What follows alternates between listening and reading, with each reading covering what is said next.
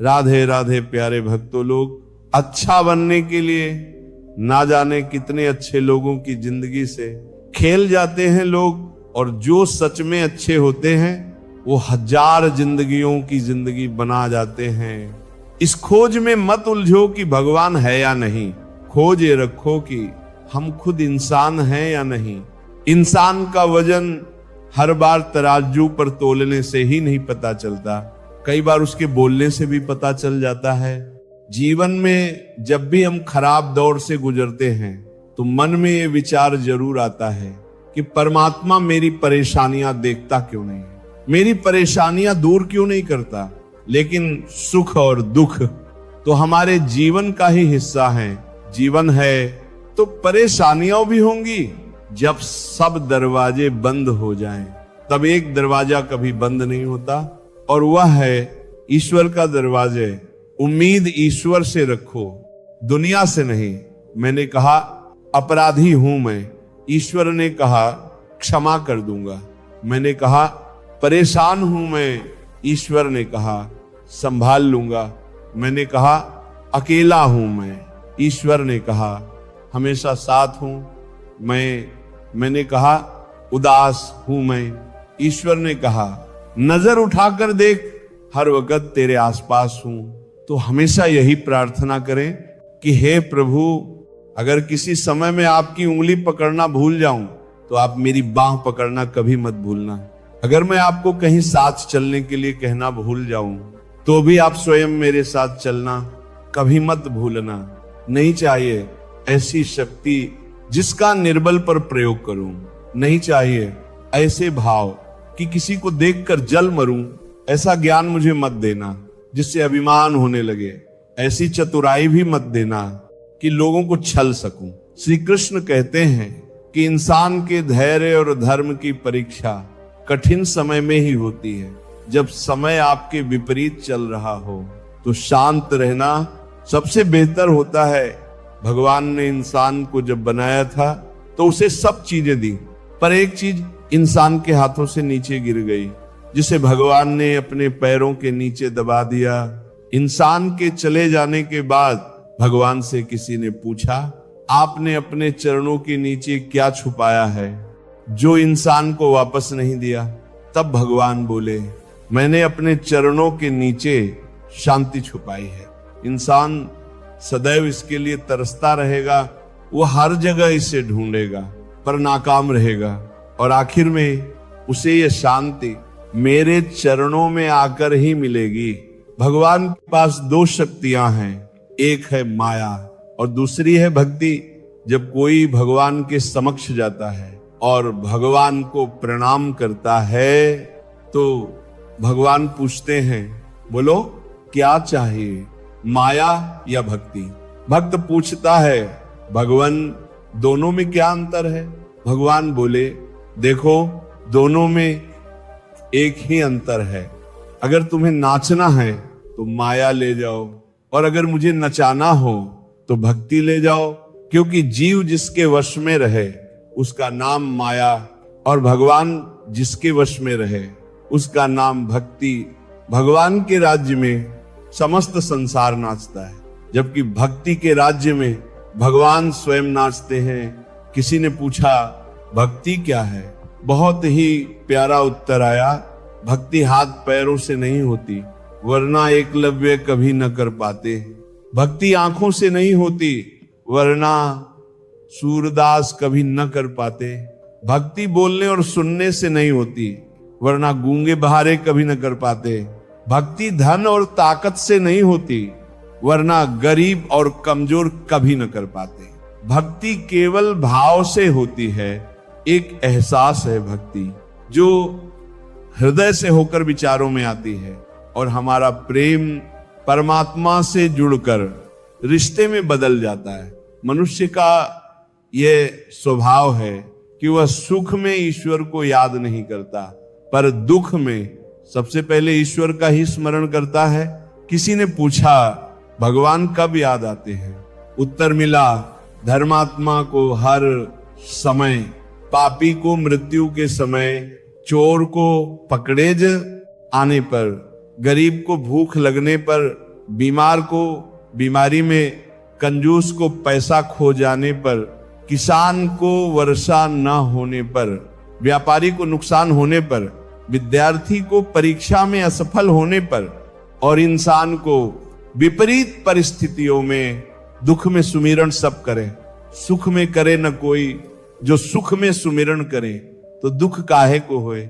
शब्दकोश में असंख्य शब्द होते हुए भी मौन होना सबसे बेहतर है। दुनिया में हजारों रंग होते हुए भी श्वेत रंग सबसे बेहतर है। खाने को दुनिया भर की चीजें होते हुए भी उपवास शरीर के लिए सबसे बेहतर है। देखने को इतना कुछ होते हुए भी आंखों से भीतर देखना सबसे श्रेष्ठ होता है। सोने की लंका और पुष्पक विमान रावण के पास थे, राम ने तो वनवास ही देखा था। राजपाट कंस के पास था, जेल में जन्म तो कृष्ण ने लिया था। राजमहल कौरवों के पास थे, वनवास पांडवों को भोगना पड़ा था। संघर्ष हमेशा सत्य के साथ चलता है। जब सत्य के लिए भगवान को भी संघर्ष करना पड़ा तो हम तो फिर भी इंसान हैं। दिल के सच्चे लोग भले ही जीवन में अकेले रह जाएं, लेकिन ऐसे लोग ईश्वर के सबसे करीब होते हैं, साथ भगवान जरूर देते हैं। जिंदगी की किताब में धैर्य का कवर होना जरूरी है, क्योंकि वही हर पन्ने को बांध कर रखता है। सीमा एक रेखा ही नहीं, एक परिभाषा भी है।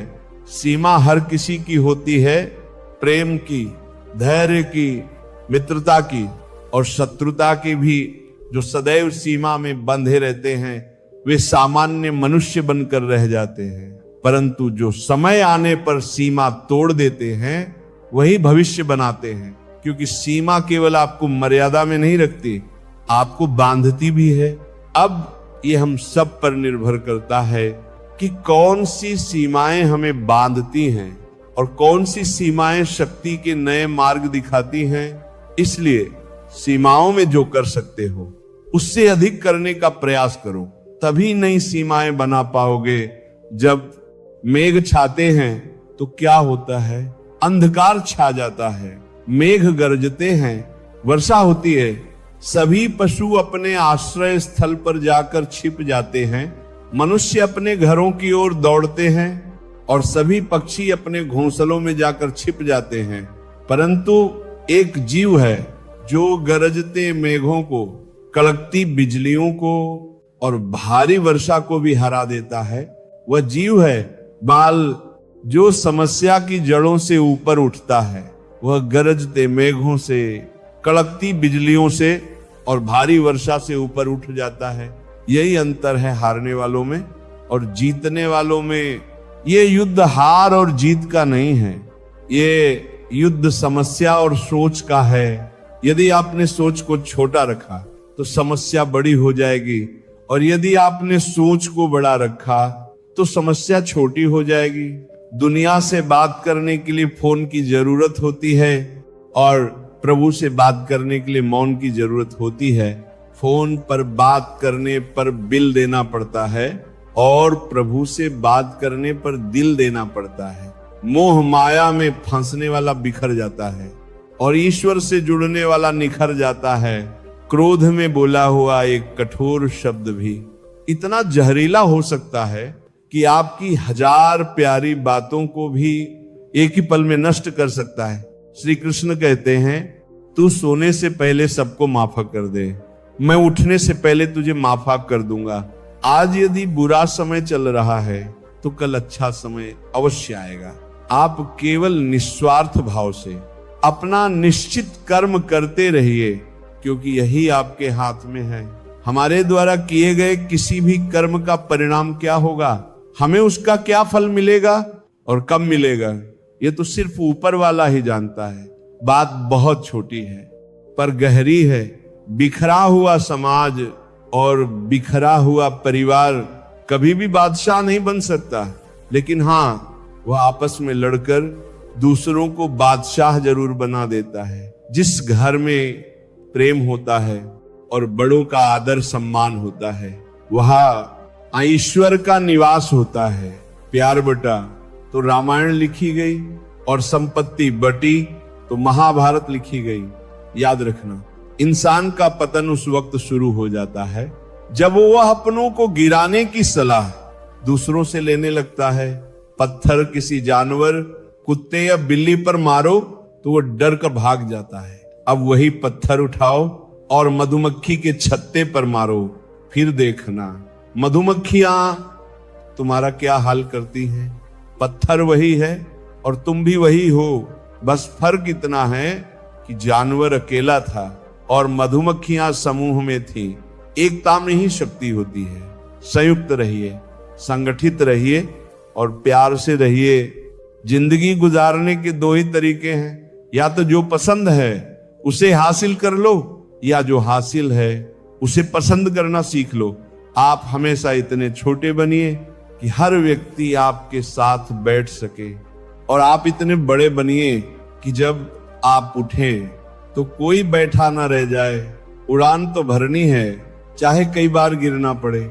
सपनों को पूरा करना है, चाहे खुद से भी लड़ना पड़े। जिंदगी में रिस्क लेने से कभी मत डरो, या तो जीत मिलेगी और अगर हार गए तो सीख मिलेगी। श्री कृष्ण कहते हैं, संघर्ष पिता से सीखो और संस्कार माता से, बाकी सब तो ये दुनिया सिखा ही देगी। दुनिया की सबसे महंगी चीज है भरोसा। अगर भरोसा ईश्वर पर है तो जो लिखा है तकदीर में वही पाओगे, और अगर भरोसा खुद पर है तो ईश्वर भी वही लिखेगा जो आप चाहोगे। रूठी हमेशा खुशियां आई हैं, दुखों के कहां इतने नखरे होते हैं। अगर चाहो कि भगवान मिले तो ऐसे कर्म करो जिससे दुआ मिले। कोई चाहे कितना भी महान क्यों ना हो जाए, पर कुदरत कभी किसी को सब कुछ नहीं देती। कंठ दिया कोयल को तो रूप छीन लिया, रूप दिया मोर को तो इच्छा छीन ली, इच्छा दी इंसान को तो संतोष छीन लिया, संतोष दिया संत को तो संसार छीन लिया। मत करना कभी गुरूर अपने आप पर, ऐ इंसान ईश्वर ने तेरे और मेरे जय से कितनों को मिट्टी से बनाया और मिट्टी में मिला दिया। रेस में जीतने वाला घोड़ा ये नहीं जानता कि कामयाबी क्या होती है। वह दौड़ता है तो सिर्फ अपने मालिक से मिलने वाली तकलीफ की वजह से। अगर आप कभी अपने आप को तकलीफ में पाओ तो समझ जाना कि आपका मालिक यानी ईश्वर यही चाहता है कि जीत आपकी हो। मत बनो हमेशा मजबूती की मिसाल, क्योंकि कभी कभी कमजोर होना भी दिल को बहुत हल्का कर देता है। जीवन में अपनी सीमाओं को हमेशा याद रखिए, चाहे वह गुस्से की हो, चाहे वह प्यार की हो। और ये भी याद रखें कि चीजें इस्तेमाल के लिए होती हैं और लोग प्यार करने के लिए, पर हम उल्टा ही करते हैं। चीजों से प्यार और लोगों का इस्तेमाल। ये दुनिया कितनी निराली है। जिनकी आंखों में नींद है उनके पास अच्छा बिस्तर नहीं, और जिनके पास अच्छा बिस्तर है उनकी आंखों में नींद नहीं। जिनके मन में दया है उनके पास देने के लिए धन नहीं, और जिनके पास धन है उनके पास दया नहीं। जिसको भूख है उसके पास खाने को कुछ नहीं, और जिसके पास खाने को है उसके पास भूख नहीं। कोई अपनों के लिए रोटी छोड़ देता है तो कोई रोटी के लिए अपने छोड़ देता है। प्रत्येक मनुष्य सफलता के लिए कार्य करता है। कुछ सफल होते हैं, कुछ नहीं होते, और जो सफल नहीं होते वे सदा अपनी असफलता का कारण अपनी परिस्थितियों को बताते हैं।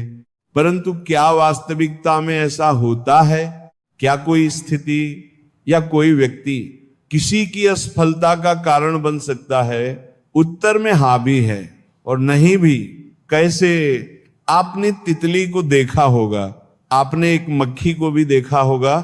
प्रकृति ने दोनों को समान गुण दिए हैं रसपान करने के, लेकिन एक तितली फूलों पर जाकर उसका रस लेती है, और इसी अवस्था में नए फूल खिलाने की व्यवस्था भी करती है। और मक्खी घाव पर बैठती है, घाव को संक्रमित करती है और रोग भी फैलाती है। यदि इस में किसी बात का अंतर है तो केवल सोच का, यदि आप उचित मार्ग चुनेंगे तो आपको सफलता अवश्य मिलेगी, आपका उत्साह बढ़ेगा, और यदि आप अनुचित मार्ग चुनेंगे तो आपको असफलता मिलेगी, निराशा मिलेगी। उचित मार्ग चुनना है या अनुचित मार्ग, ये निर्णय आप पर निर्भर करता है। सच्चे इंसान को झूठे इंसान से अक्सर ज्यादा सफाई देनी पड़ती है। छोटी सोच शंकाओं को जन्म देती है, जबकि बड़ी सोच समाधान को। अगर आप हारने से डरते हैं तो जीतने की उम्मीद मत रखिए। बनना है तो नमक की तरह बनो, जो सबके साथ घुल मिल जाता है। मंजिल चाहे कितनी भी ऊंची क्यों ना हो, रास्ते हमेशा पैरों के नीचे होते हैं। बहुत ज्यादा मीठा बोलने वालों से और बहुत ज्यादा तारीफ करने वालों से सावधान रहना चाहिए, क्योंकि लोग मीठा सिर्फ तभी बोलते हैं जब उन्हें आपसे अपना मतलब निकालना होता है। आपकी तारीफ भी सिर्फ तभी की जाती है जब उन्हें आपसे अपना काम निकालना होता है। याद रखना कि तारीफ आपको जिंदगी में कभी भी मुफ्त में नहीं मिलने वाली हो। अगर कोई आपकी तारीफ कर रहा है तो कुछ न कुछ उसके लिए आपको चुकाना ही पड़ेगा। इसीलिए जो बहुत ज्यादा मीठा बोलते हैं या जो आपकी तारीफ करते हैं, उनसे जरा सावधान रहना चाहिए। आंखों से सच दिखने वाली बात पर भी भरोसा नहीं करना चाहिए। ऐसी बहुत सी कहानियां आपने